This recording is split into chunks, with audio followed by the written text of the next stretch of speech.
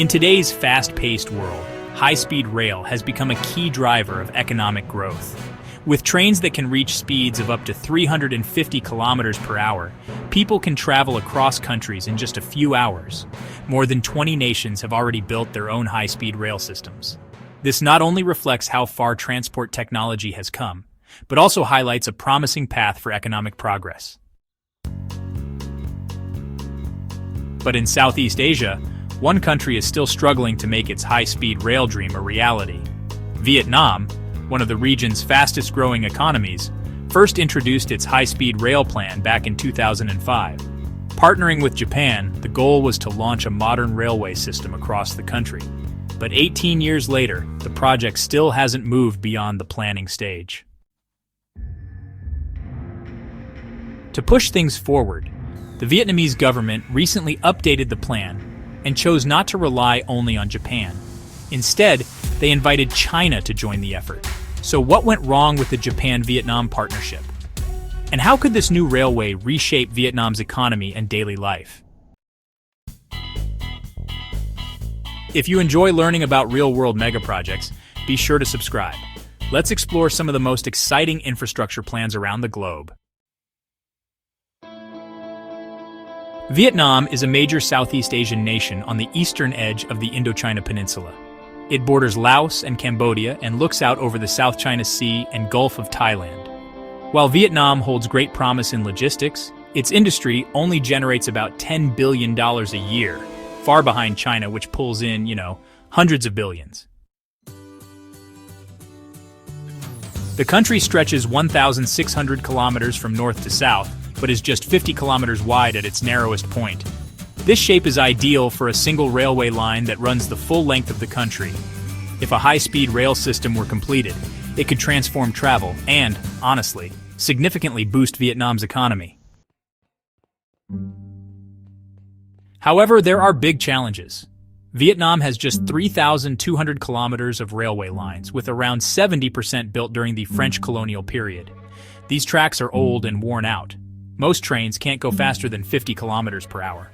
And the network handles only 16 million tons of cargo annually. The outdated technology also makes repairs and upgrades very difficult, causing delays and poor service. Clearly, the current railway system can't keep up with Vietnam's growing needs.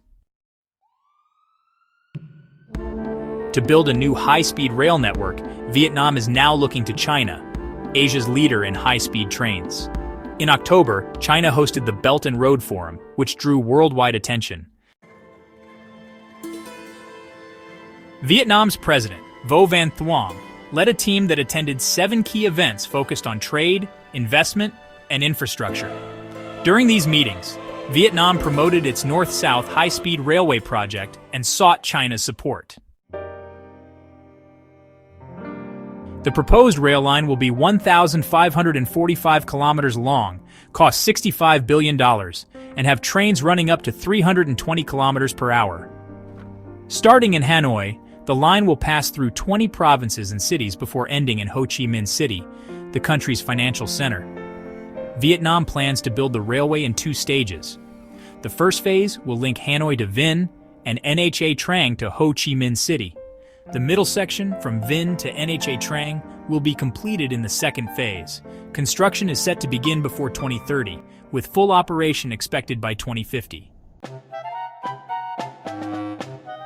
So what changes could this railway bring to Vietnam?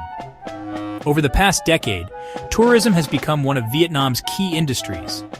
Millions of visitors come each year to experience the country's culture and food. But due to poor transport infrastructure and the COVID-19 pandemic, tourist numbers dropped sharply. In 2021, fewer than 200,000 foreign tourists were expected, a huge fall from previous years. This hit Vietnam's tourism sector hard. However, the north-south high-speed railway could turn things around. Once completed, it's estimated to attract over 800,000 tourists a year. This would open the door to massive growth for the country's economy. The high-speed railway is expected to significantly boost Vietnam's tourism industry. Local businesses, including hotels, restaurants, and attractions along the route, stand to benefit greatly. Beyond tourism, the railway's operation and upkeep will create around 30,000 new jobs. These positions will cover a wide range, from train crews and maintenance workers to administrative staff and service roles, providing stable employment and supporting broader economic growth. Looking ahead, once the full rail line is up and running, it will also make cargo transportation much faster. Experts estimate that shipping times could drop by as much as 30%, saving more than $100 million in transport costs annually. This would not only help domestic businesses, but also make Vietnam's logistics sector more competitive regionally and globally. It's worth noting that China wasn't the first partner Vietnam chose for this project. Back in 2005, when Vietnam first proposed its North-South high-speed rail plan, it attracted attention from global leaders in railway tech, including Japan, Germany, and China. Germany offered strong technical knowledge. China, still developing its own systems at the time, provided attractive pricing, but Japan stood out as Vietnam's largest foreign investor and home to the world-famous Shinkansen trains. Because of this, Vietnam decided to team up with Japan. However, after careful review and budgeting, Japan's parliament found that the cost of the railway, around $65 billion, was extremely high. At the time, this was nearly half of Vietnam's total GDP. The huge cost led Japan to pull out, delivering a serious blow to Vietnam's railway ambitions. Despite the setback, Vietnam didn't give up. In 2015, the government revived the project. By 2019, a new version was proposed, this time focusing more on passenger transport instead of freight, and increasing the planned train speed from 320 kilometers per hour to 350 kilometers per hour. The goal was, faster travel and improved efficiency. But the revised plan ran into the same issues: high construction costs, tight budgets, and doubts about whether the investment made financial sense.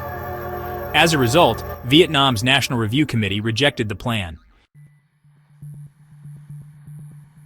Around the same time, Japan shifted its focus to India, where it signed a high-speed rail deal in 2015. This move made Japan's return to Vietnam's project unlikely. After 17 years of working together, the Japan-Vietnam Railway Partnership had yet to break ground. Faced with these continued challenges, Vietnam began searching for new international partners. This is where China entered the picture. In recent years, China's high-speed rail industry has grown rapidly, surpassing Japan in both technology and scale. One standout example is Indonesia's high-speed rail line, which China has helped build since 2017. Trains there are expected to reach 350 kilometers per hour and begin service in October 2023, marking a major step for the region. In contrast, Japan's high-speed rail project in India has faced major delays.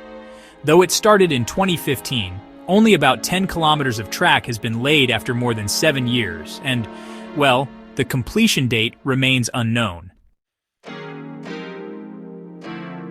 China now operates the world's largest high-speed rail network, with more than 44,000 kilometers of track.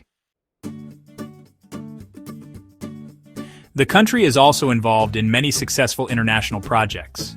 For example, China helped build Turkey's high-speed line between Ankara and Istanbul in 2005, and in 2009 it supported Saudi Arabia's railway connecting Mecca and Medina. Both projects were completed efficiently and received strong local support. Looking at China's track record, partnering with them could be Vietnam's best shot at having a modern, efficient high-speed railway by the year 2050. On the other hand, sticking with Japan may bring more of the same setbacks seen in India's stalled project. So what do you think? Should China lead the way in building Vietnam's north-south high-speed railway? If you enjoyed this video, consider subscribing to the channel. Let's keep discovering more fascinating megaprojects together.